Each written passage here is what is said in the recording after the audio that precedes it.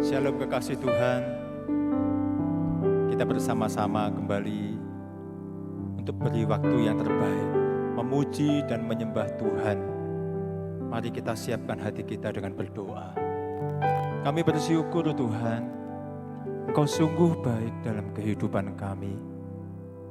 Kami rindu juga memberi yang terbaik lewat pujian penyembahan kami sore malam hari ini.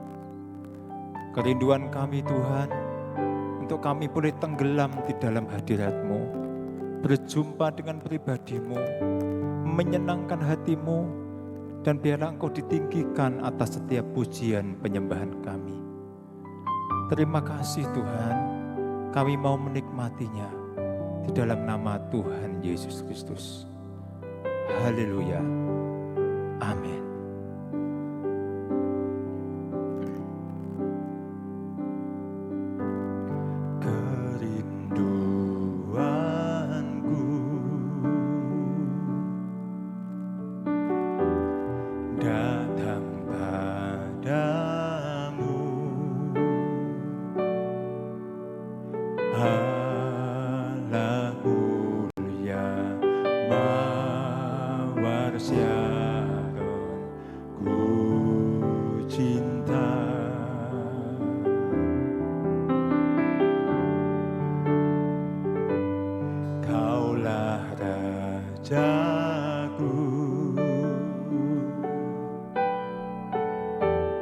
Dan sahabatku,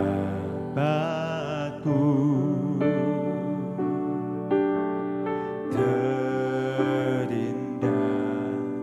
termanis Engkau bagiku.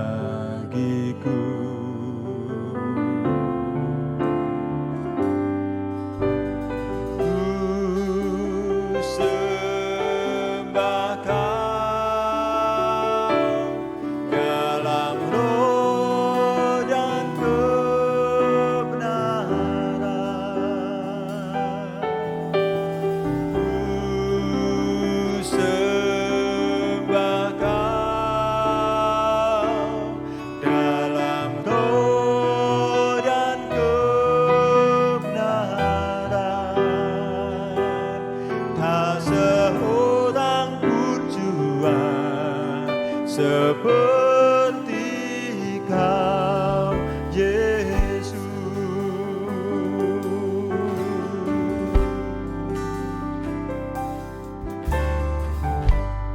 Kerinduanku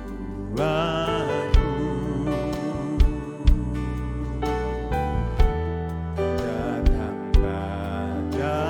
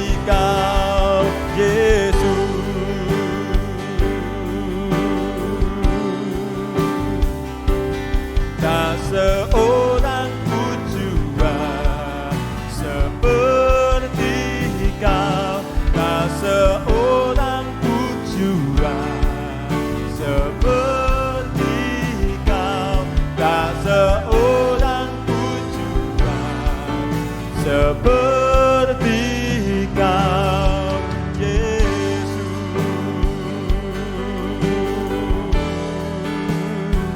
Oh, tak seorang pun jua seperti Engkau Yesus.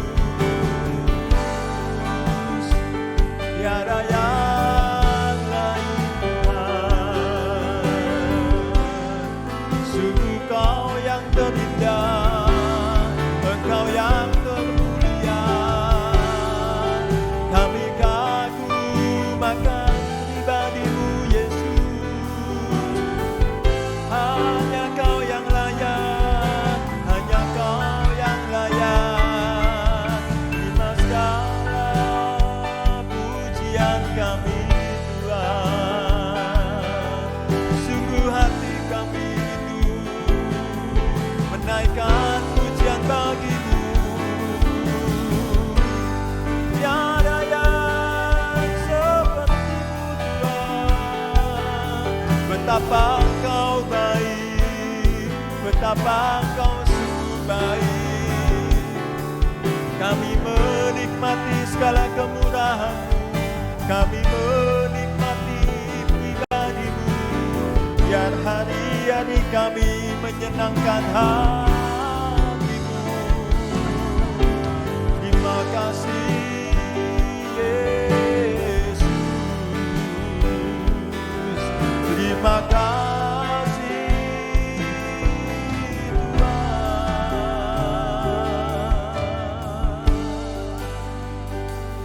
Layak-layak Kau Tuhan, layak-layak Kau Yesus. Kasih setia-Mu Tuhan lebih dari hidup kami. Rahmat-Mu Kau curahkan setiap hari. Sungguh kami bersyukur. Hadirat-Mu Tuhan kami rindu. Ku sembah, ku puji Engkau.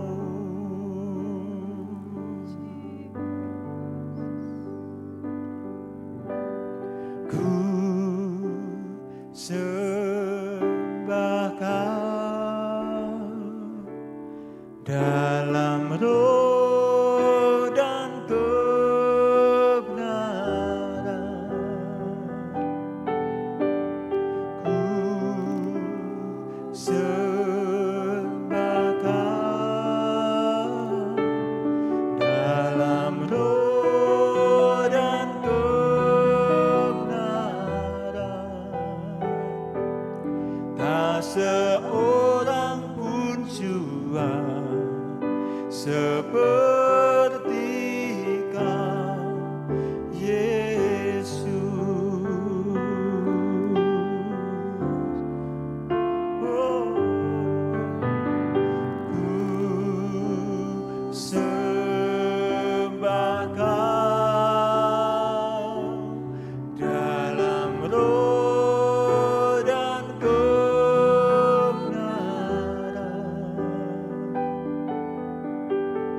Ku sembah Kau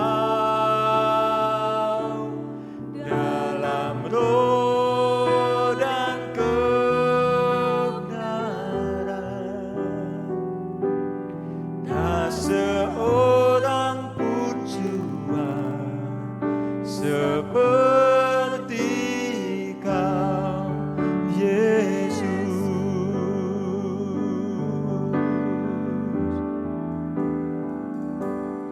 Tak seorang pun jua seperti Kau. Tak seorang pun jua seperti Kau. Tak seorang pun jua seperti Kau Yesus.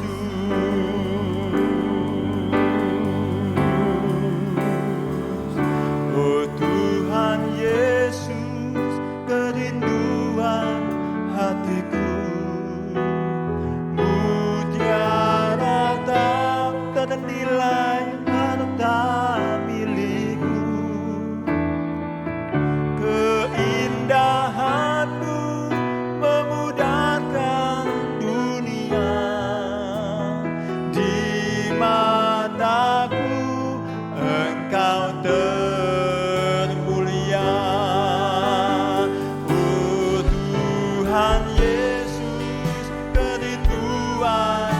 hatiku.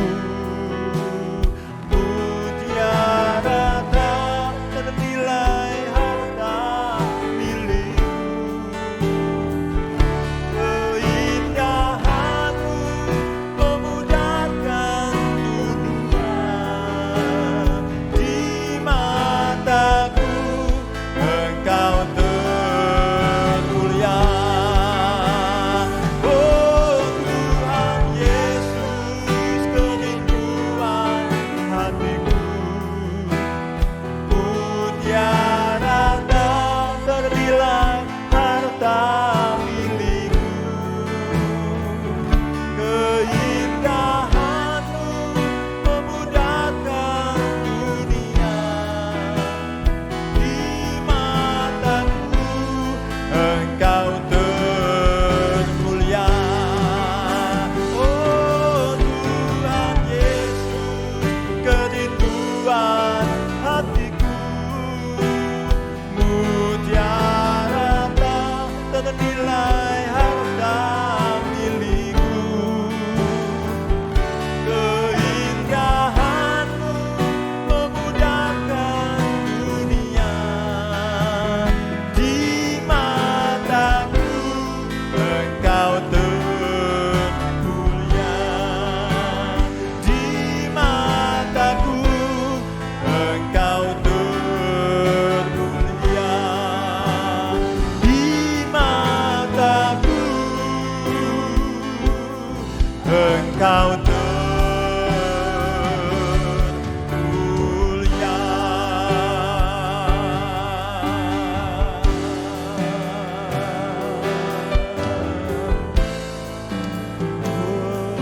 Haleluya, haleluya, Yesus. Kami bersyukur kepadamu ya Tuhan. Engkau lebih dari segala harta di dunia ini. Engkau lebih dari segalanya apa yang kami pernah tahu di dunia ini. Engkaulah yang terindah di dalam hidup kami Tuhan. Engkau mutiara yang tak ternilai yang kami miliki hingga hari ini. Sungguh tidak ada yang bisa menggantikan Engkau Tuhan.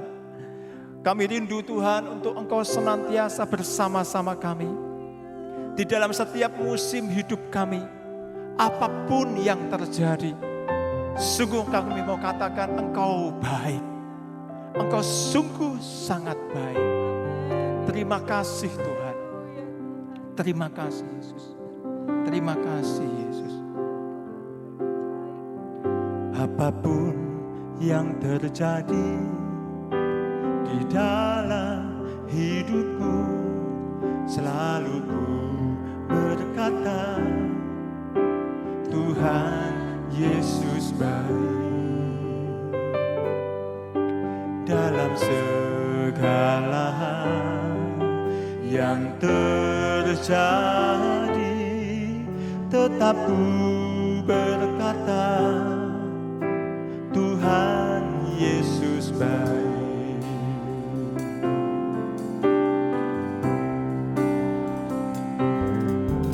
Apapun yang terjadi di dalam hidupku, selalu ku berkata Tuhan Yesus baik.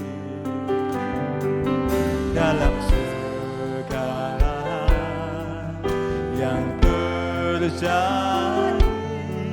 tetap ku berkata Tuhan Yesus baik. Ku sembah Kau, ku sembah Kau. Tak dapat ku membalas kasih-Mu. Ku sembah Kau, ku sembah Kau Bapa. Ku rindu selalu menyenangkan.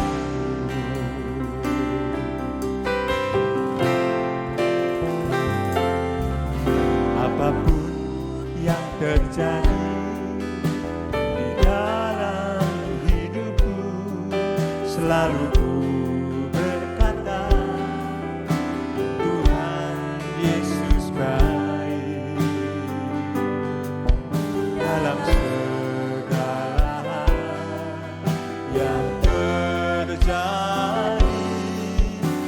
tetap berkata, Tuhan Yesus baik. Ku sembah Kau, ku sembah Kau. Tak dapat ku membalas kasih-Mu. Ku sembah Kau, ku sembah Kau Bapa. Ku rindu selalu menyenangkan.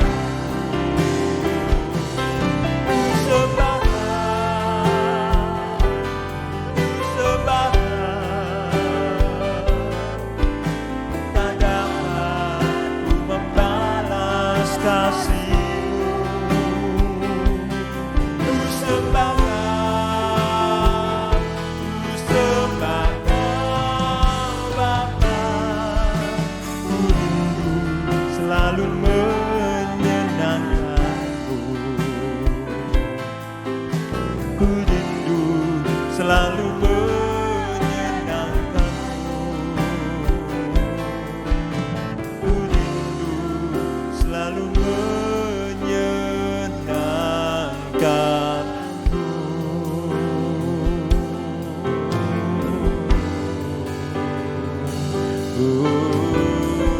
Haleluya,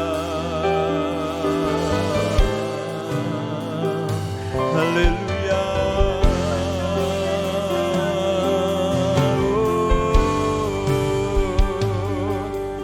Haleluya.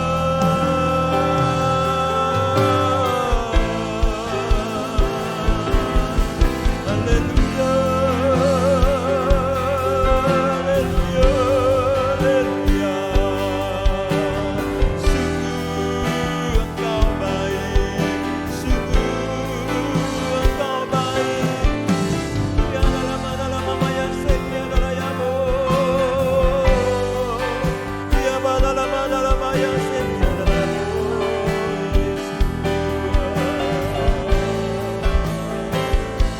Kami bersyukur karena kebaikan-Mu. Semua Kau rancangkan untuk masa depan kami yang penuh pengharapan, kemenangan, kemuliaan.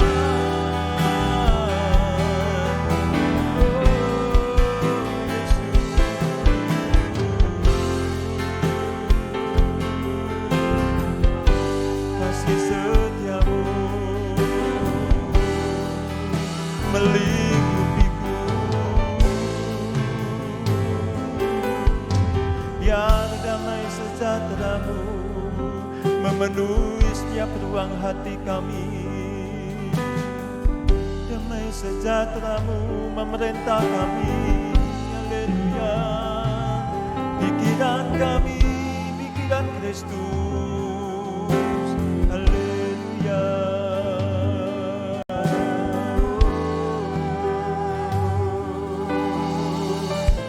Kami tinggal diam dalam hadirat-Mu, Yesus.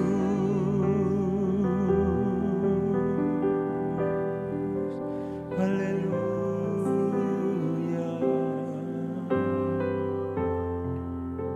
Shikamatata padalamaya sikata.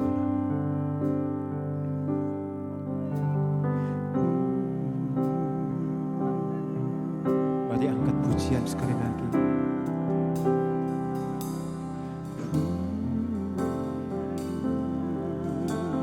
Mari angkat penyembahan sekali lagi.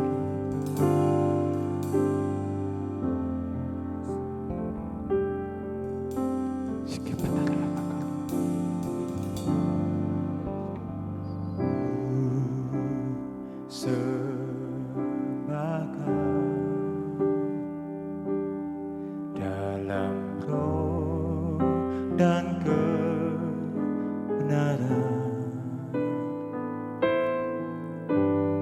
Ku sembah Kau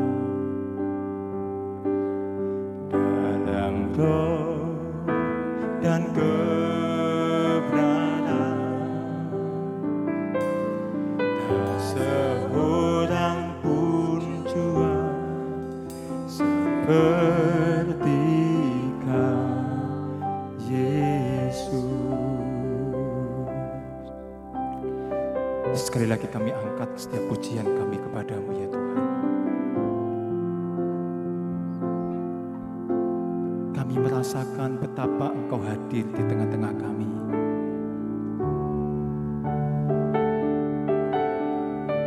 Kekuatan-Mu, keperkasaan-Mu itu kami rasakan di tempat ini Tuhan. Terima kasih Tuhan. Engkau tahu setiap pergumulan kami, dan kami mau kuatkan hati kami, iman percaya kami hanya kepadamu. Kami kuatkan hati kami Tuhan, bahwa dunia tidak sanggup untuk meruntuhkan iman kami. Terima kasih Tuhan, terima kasih Yesus.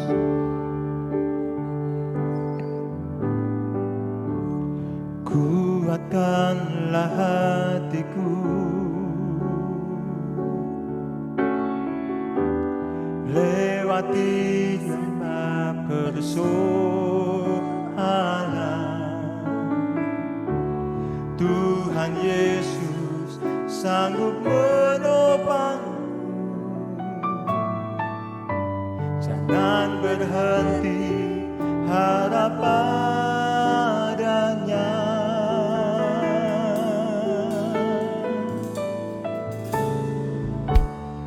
Kuatkanlah hatimu,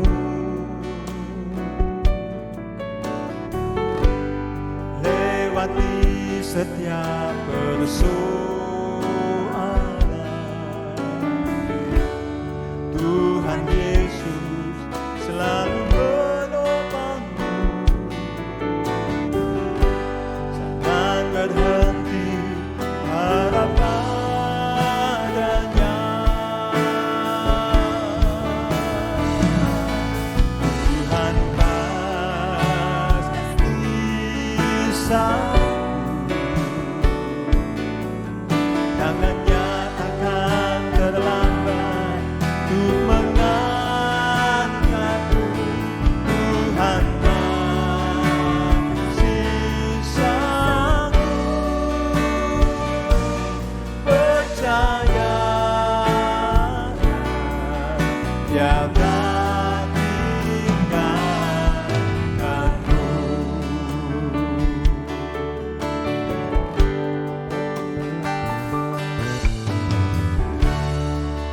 Kuatkanlah hatimu,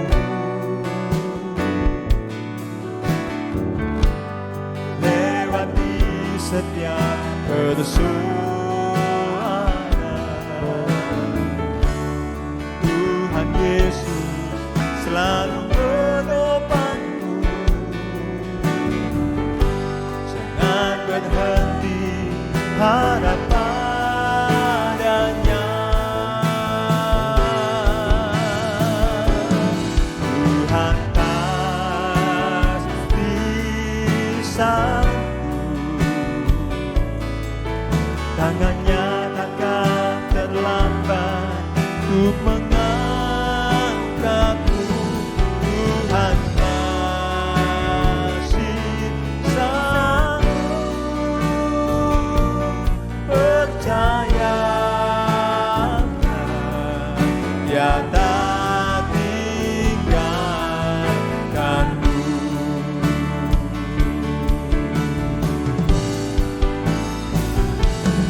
Tuhan pasti sanggup, tangannya takkan terlambat untuk mengangkatku. Tuhan masih sanggup, percaya Dia tak tinggalkanmu.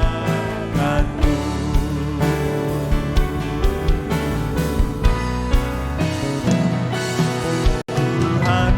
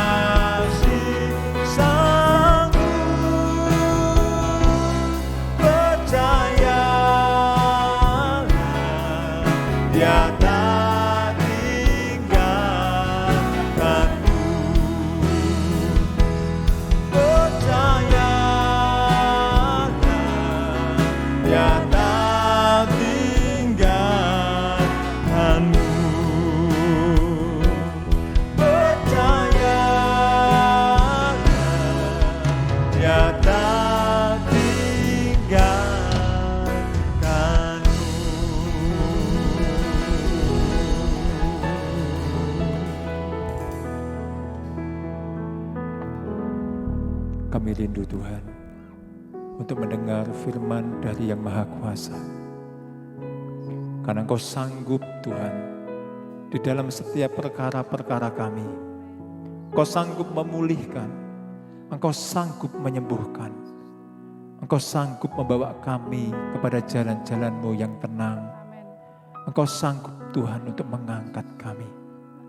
Engkau sanggup Tuhan untuk mengembalikan apa yang hilang. Karena Engkau berkuasa. Terima kasih Tuhan atas malam hari ini. Singkapkan kebenaran tema firman-Mu, supaya kami boleh mengerti dan benih firman itu bertumbuh di dalam setiap hati kami. Kami rindukan benih itu berbuah lebat di dalam hidup kami.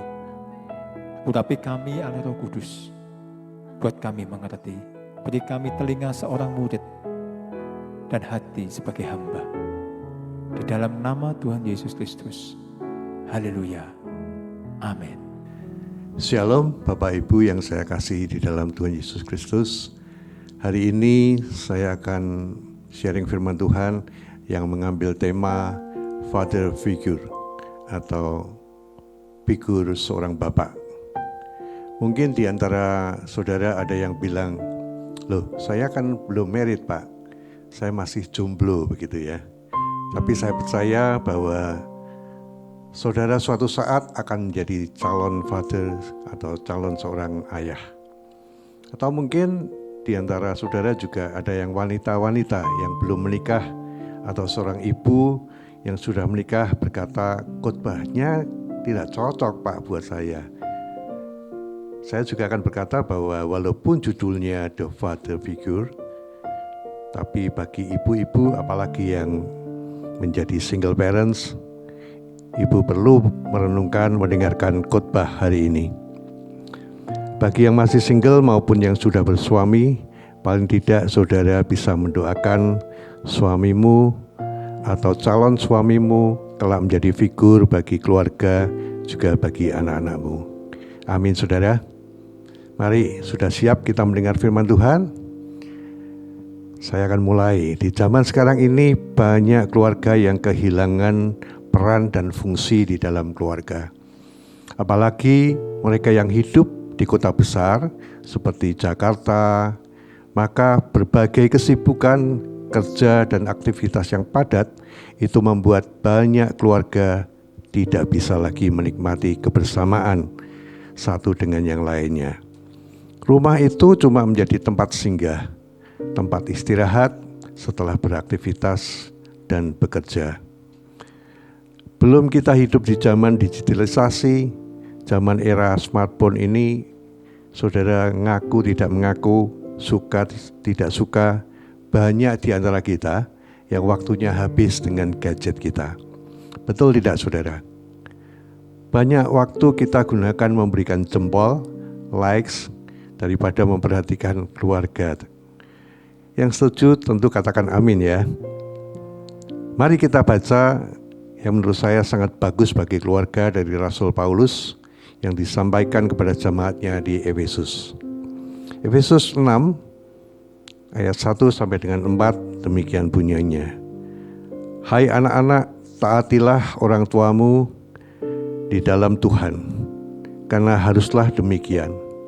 Hormatilah ayahmu dan ibumu. Ini adalah suatu perintah yang penting, seperti yang nyata dari janji ini, supaya kamu berbahagia dan panjang umurmu di bumi. Dan kamu, bapak-bapak, janganlah bangkitkan amarah di dalam hati anak-anakmu, tetapi didiklah mereka di dalam ajaran dan nasihat Tuhan. Ada anak-anak yang nonton?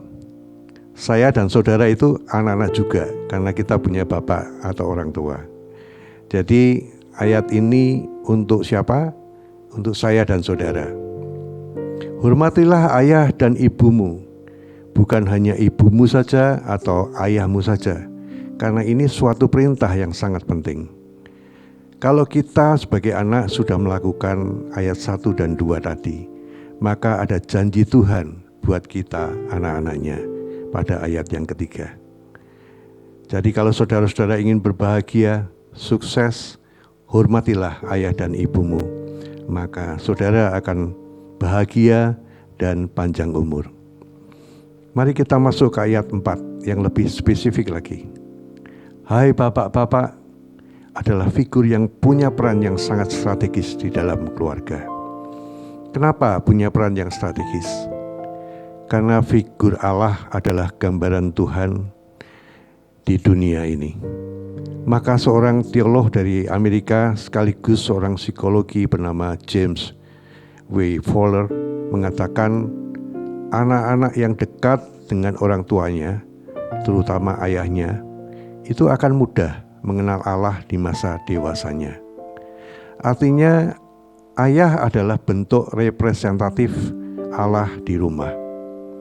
Maka jika ayah bertindak otoriter di keluarga, mendidik dengan keras, sedikit-sedikit dimarahin, sedikit-sedikit diomelin, maka dia akan melihat gambaran Allah itu seperti bapaknya. Salah sedikit langsung dihajar, salah sedikit langsung dihukum, karena dia lihat bapaknya di dunia. Sebaliknya dia melihat bapaknya yang jinjai. Bapak jinjai itu ya mau berbuat apapun, bapak gak pernah marahin, gak pernah nasehatin. Maka dia mempunyai gambaran yang sama terhadap Allahnya, saudara. Dia mau berbuat apapun, berbuat dosa pun, Tuhan tidak akan marah. Nah, ini sangat berbahaya, saudara. Maka itu penting setiap kita menjadi seorang figur, seorang bapak yang benar. Supaya kita melahirkan anak-anak yang benar juga. Generasi yang benar di hadapan Tuhan. Ada penelitian di beberapa negara yang mau saya sampaikan kepada saudara. Yang pertama dari Dr. Lauren Mosen. Absennya seorang ayah menjadi faktor yang kuat di dalam kontribusi kenakalan anak-anak dan kemiskinan. Jadi menurut Dr. Lauren, kemiskinan terjadi karena bapaknya tidak berfungsi dengan baik. Yang kedua, dari Dr. Martin Dutch, percakapan seorang ayah khususnya di saat makan malam menstimulasi untuk seorang anak berprestasi di sekolah. Kalau anak saudara ingin berprestasi, caranya gampang, saudara. Kita lihat cara bapaknya makan bersama anaknya. Cuma makan malam bersama dengan anak-anak itu menstimulasi anak kita berprestasi di sekolah. Tentu kita mau, bukan? Yang ketiga, dari Johns Hopkins University menemukan gadis-gadis remaja kulit putih yang hidup di dalam keluarga tanpa ayah mempunyai kecenderungan 60% melakukan hubungan seks di luar nikah dibandingkan dengan keluarga yang tinggal dengan kedua orang tuanya. Nah, inilah data-data secara ilmiah, saudara. Bagaimana dengan data-data di Alkitab? Alkitab banyak memberi contoh bahwa ketiadaan seorang bapak, fatherless, akan melahirkan data-data generasi yang bermasalah. Saya beri contoh, saudara. Raja Daud, siapa yang tidak mengenal Raja Daud? Raja Daud adalah raja yang sukses, raja yang berhasil memimpin bangsa Israel. Tapi pada masa tuanya, Daud mengalami kesulitan di dalam mengatur anak-anaknya sendiri. Ia mempunyai anak yang bernama Abnun, dan Abnun ini memperkosa adik tirinya sendiri yang bernama Tamar. Lalu kakak Tamar yang bernama Absalom marah. Karena marahnya, adiknya diperkosa oleh Abnon dibunuh oleh Absalom. Jadi keluarga Daud sudah terjadi bunuh-membunuh. dan keluarga Daud tidak hanya sampai di situ saja. Anaknya Absalom memberontak kepada ayahnya Daud. Karena dia mau menjadi raja dan mengkudeta Raja Daud.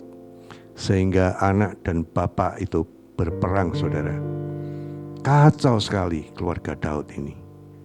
Kalau kita teliti, saudara, ternyata Daud mempunyai seorang ayah yang tidak menganggapnya sebagai anak ayahnya sendiri. Kalau kita lihat, masih ingat tentunya saat Nabi Samuel mau mengurapi Daud menjadi raja. Kita tahu bahwa Daud itu tidak dianggap oleh Isai ayahnya. Kisah yang lain, Nabi Samuel yang tidak hidup bersama ayah kandungnya. Dia hidup bersama dengan Imam Eli. Dan Imam Eli kita tahu dia itu bapak yang cincai, yang tidak mendidik anak-anaknya untuk takut akan Tuhan. Maka tipe Samuel yang banyak hidup dengan Nabi Eli, saudara, dia tidak dapat berhasil membesarkan anak-anaknya dengan baik. Anak-anak Samuel ini juga menerima suap, korupsi, dan lain sebagainya. Dan masih banyak lagi contoh yang ada di dalam Alkitab. Banyak tokoh Alkitab yang berhasil tapi gagal dalam mendidik anaknya. Saudara yang kekasih di dalam Tuhan Yesus Kristus, dari penelitian dan kehidupan tokoh-tokoh Alkitab yang gagal dalam mendidik anak dan keluarga menunjukkan bahwa peran ayah sangat penting dan strategis. Saya akan coba untuk kita renungkan bersama. Ada 3 hal peran strategis seorang ayah. Biar saudara perhatikan baik-baik agar keluargamu bertumbuh, memiliki keluarga yang sehat, memiliki keluarga yang hebat, keluarga yang menjadi berkat. Amin, saudara. 1, harus berperan sebagai imam. Peran seorang ayah bukan hanya sebagai suami dari istrinya, bukan hanya sebagai ayah bagi anak-anaknya, bukan hanya sebagai kepala keluarga saja, saudara. Tapi peran penting yang strategis lainnya yang harus dimiliki, dia harus menjadi imam keluarga. Itulah yang diperankan Ayub kepada anak-anaknya. Ayub itu disebut sebagai apa, saudara? Dia itu jujur, saleh, takut akan Tuhan, dan ia menjadi imam bagi anak-anaknya. Kalau kita baca di dalam Ayub pasal 1 ayat 5, setiap kali apabila hari-hari pesta telah berlalu, Ayub memanggil mereka dan menguduskan mereka.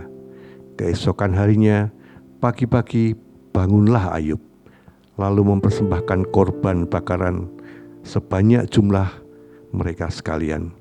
Sebab pikirnya, mungkin anak-anakku sudah berbuat dosa dan telah mengutuki Allah di dalam hati.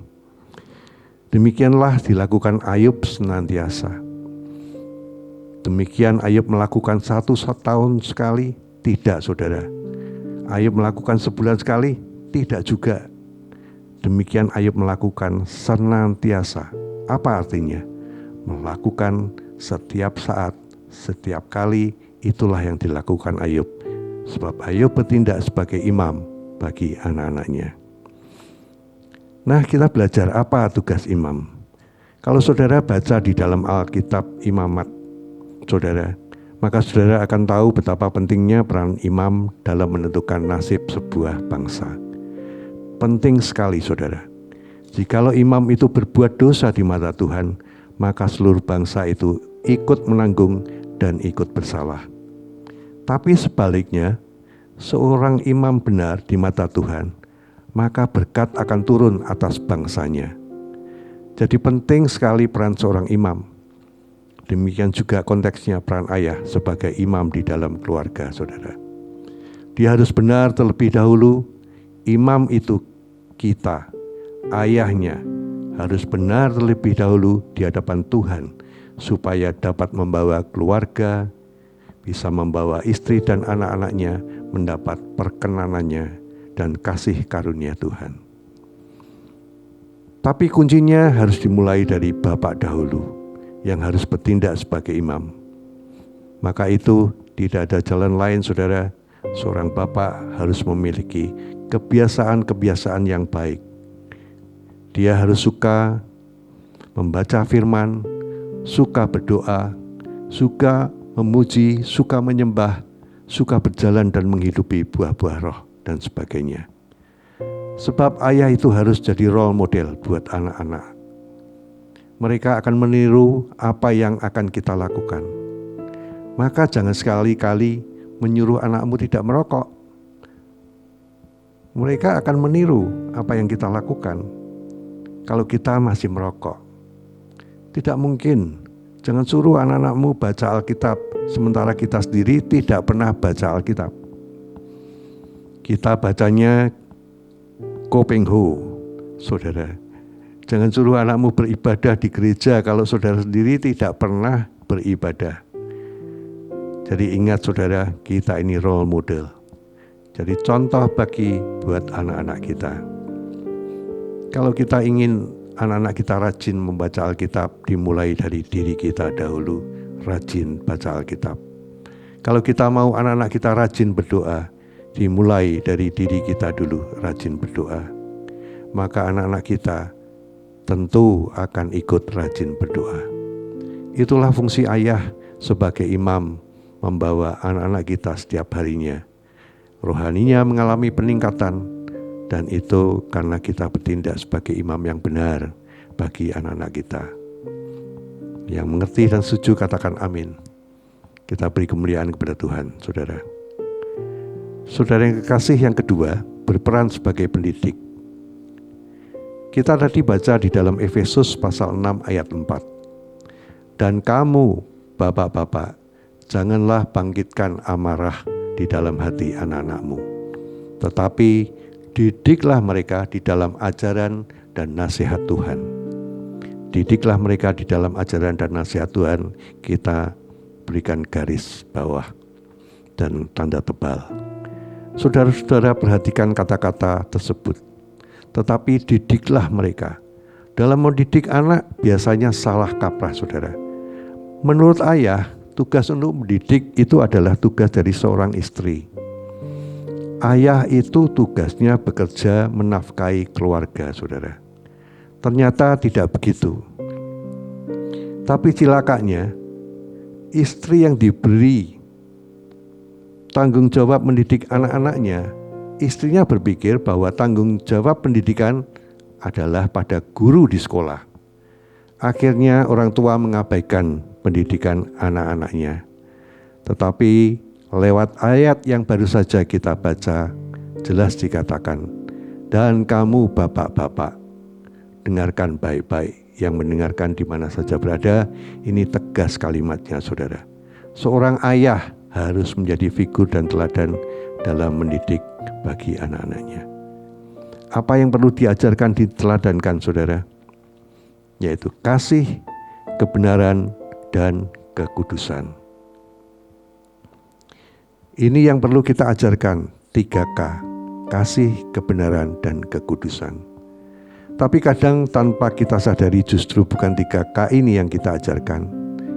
Sebaliknya, saudara pernah dengar tidak? Saya sih sering dengar, kalau kumpul sama bapak-bapak, kalau mereka bercerita tentang anaknya pulang sekolah berantem, wajahnya babak belur, saudara. Diapain sama bapaknya? Bukan dinasihati. Kamu tidak boleh berantem, nak. Kamu gak bagus berantem itu, gak baik. Bukan diajari kasih, saudara. Tapi kalau kalah, bapaknya marahin anaknya. Banci lo, gitu aja kalah. Hajar itu anak. Itu kalau anaknya tidak banci, jadi preman, saudara. Orang tua seringkali gak sadar. Benar gak, saudara? Saudara pernah dengar seorang ayah mendapati anaknya kalah dalam pertandingan di dalam olahraga. Bukan dimotivasi, gak apa-apa nak, hari ini kalah, latihan yang benar, besok kamu pasti bisa. Kamu pasti menang. Tapi digoblok-goblokin, dibego-begoin, gitu aja gak bisa. Itu anak down, saudara. Anak itu tidak bisa bangkit lagi. Nah, Tugas kita sebagai pendidik harus mengajarkan kasih, kebenaran, dan kekudusan. Bagi anak-anak kita, saya punya 3 anak. Pernah anak saya yang ketiga beli jajan, uangnya 10.000 dan jajannya 7.000. Berapa kembalinya? Ya betul, 3.000. Dia cerita kepada saya, dia tidak terima 3.000 tapi 5.000, saudara.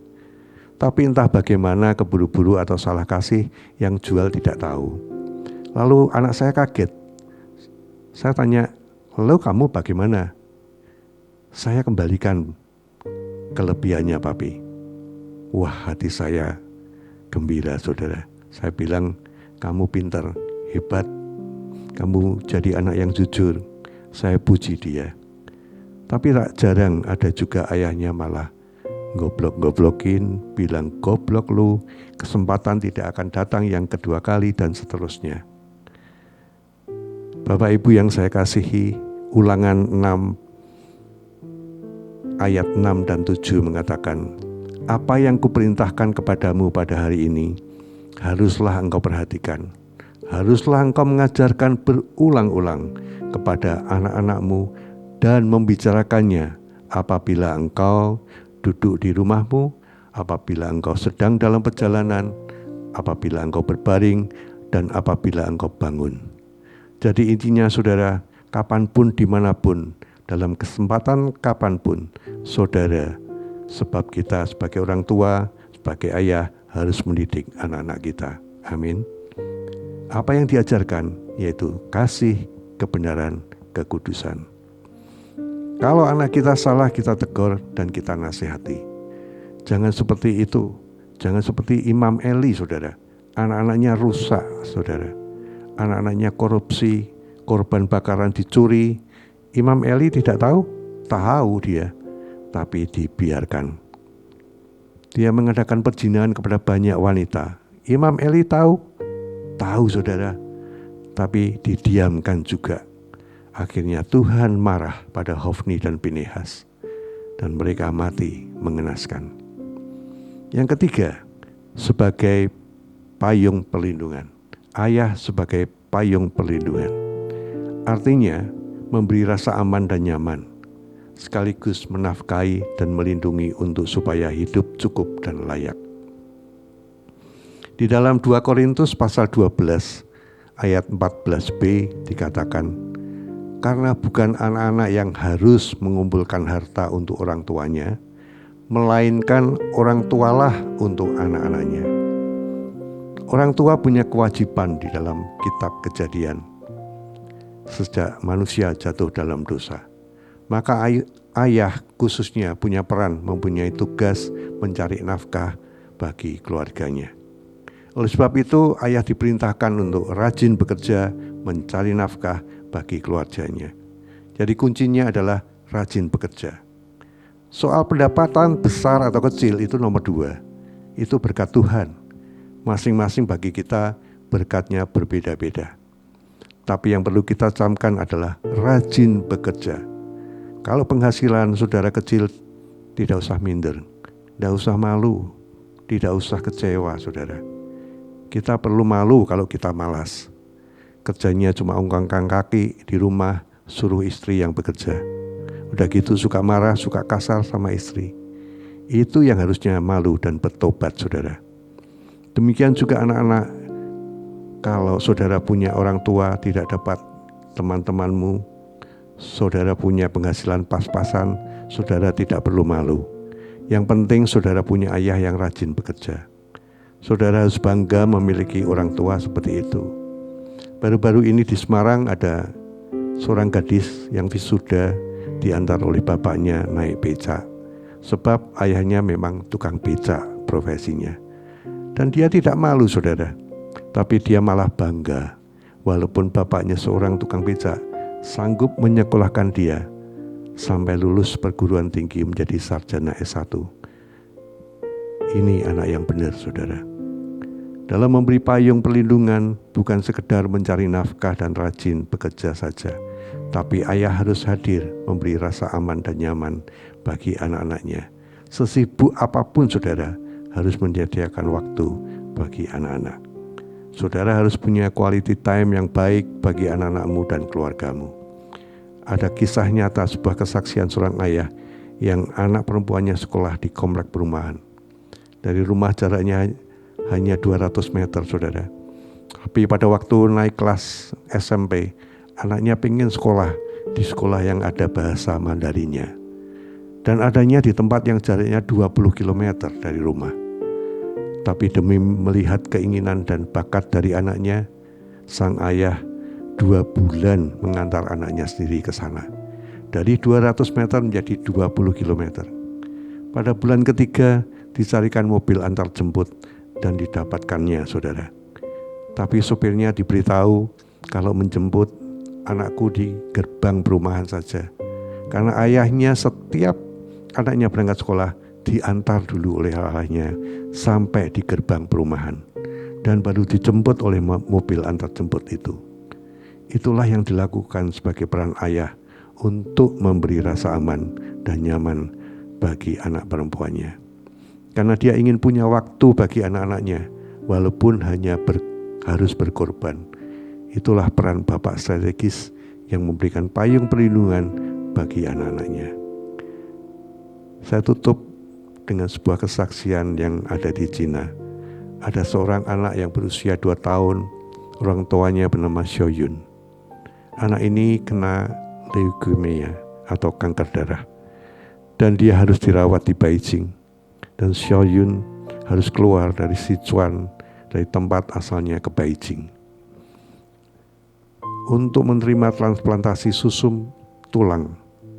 Dan biayanya tidak sedikit, saudara. Biayanya 1,4 miliar. Dia bukan orang kaya dan dia tidak punya uang sebanyak itu. Tapi demi anaknya, dia jual semua miliknya apa saja yang bisa dijadikan uang untuk mengobatkan anaknya yang baru berusia 2 tahun itu. Tapi tetap tidak cukup, saudara. Akhirnya dia hutang tetangga-tetangganya dan dia berusaha untuk mendapatkan 1,4 miliar. Setelah ditransplantasi, dokternya bilang ternyata terjadi komplikasi. Anaknya akan mengalami kritis sampai 2,5 tahun. Bayangkan jika itu terjadi di dalam kehidupan kita. Dan itu perlu biaya pengobatan yang lebih mahal lagi. Diperlukan dana lagi 800 juta. Xiaoyun bingung. Bayar utang dengan tetangganya saja belum tahu bagaimana membayarnya. Tapi apa yang dilakukannya? Dalam usahanya dia menulis di sebuah kotak sumbangan, "Pukul aku, bayar aku 20.000 di pinggir jalan kota Beijing yang ramai." Banyak orang yang lalu lalang untuk memukul dia. Supaya memukul dia kasih uang 20.000. Kalau setiap orang memukul dia 20.000, kapan dana 800 juta itu terkumpul, saudara? Dia mau bilang, kita tidak hanya memberi nafkah saja kepada anak-anak, tapi itu adalah keharusan melindunginya. Tapi ada satu hal yang tidak kalah penting, saudara, yaitu saudara harus hadir sebagai figur Bapak yang memberikan rasa aman, nyaman bagi keluarga. Doa saya, biar setiap saudara yang menyaksikan Worship Night malam hari ini menjadi keluarga yang sehat, keluarga yang berbahagia, menjadi keluarga yang sukses dan diberkati. Sebab ada seorang ayah yang menjadi figur teladan bagi anak-anaknya. Tuhan Yesus memberkati. Amin. Kau Allah yang besar, ajaib dan mulia. Kau Yesus yang sanggup membuatku terpesona. Segala pujian bagimu ya Tuhan. Kau Allah yang layak ku agungkan.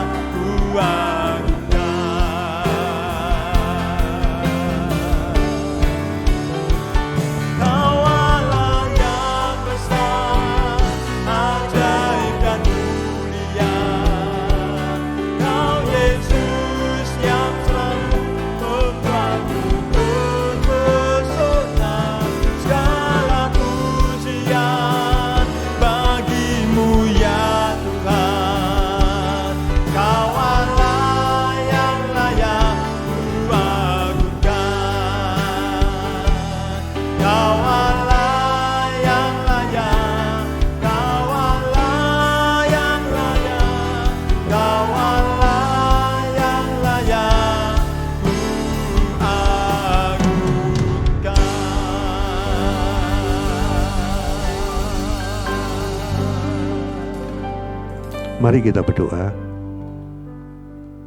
Bapa di surga, sungguh kami mengucap syukur. Kami boleh mengerti Tuhan, keinginan Tuhan di dalam kehidupan kami sebagai seorang ayah, sebagai orang tua untuk anak-anak dan keluarga kami. Kami boleh belajar melalui kesaksian-kesaksian yang ada di Alkitab dan kehidupan di sekitar kami. Biarlah malam hari ini Tuhan, firman-Mu berbicara pada kami. Hamba-Mu berhenti membicarakannya Tuhan, tapi Roh Kudus menolong untuk terus mengingatkan kami menjadi seorang father figure yang baik. Di dalam nama Tuhan Yesus, hamba berdoa dan mengucap syukur. Amin.